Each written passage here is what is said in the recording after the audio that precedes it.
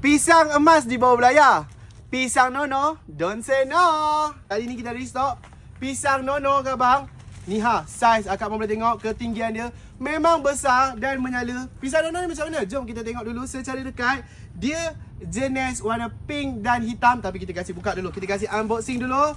Di sini tengok saiz dia. Masya-Allah, besar. Tengok ni Kita buka plastik dia. Tengok kat sini.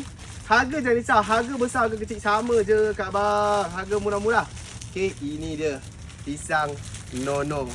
Belum habis lagi buka plastik sebab dia panjang sangat, dia tinggi sangat lah macam ni Nampak tak? Kita letak plastik dekat sini. Lawa kat bang. Nampak tak? Cantik kan? Kak bang, macam mana lah besar macam gini, harga murah-murah. Jadi kak bang, jangan lepaskan peluang dapatkan pisang nono ni kak bang. Macam saya cakap, pisang nono, don't say no. Sebab pokok cantik sangat-sangat. Okay, kena dapatkan. Ini senang jaga kak bang. Pisang, buat cara pisang lah kak bang, jaga dia senang je. Nampak? Lawa tak lawa kak bang. Macam gini, jom ke unboxing. Ada 5 pokok kak bang, kita restock. Tak banyak tapi ada. Tapi kak bang boleh dapatkan. Kita restock.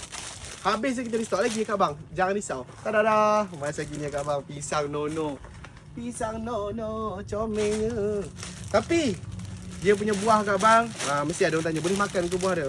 Buah dia saya cakap tak payah makan lah kak bang Tapi kita tengok daun dia kak bang. Daun dia dan buah dia cantik. Lawa. Sama macam daun. Okey, buah dia pun ikut.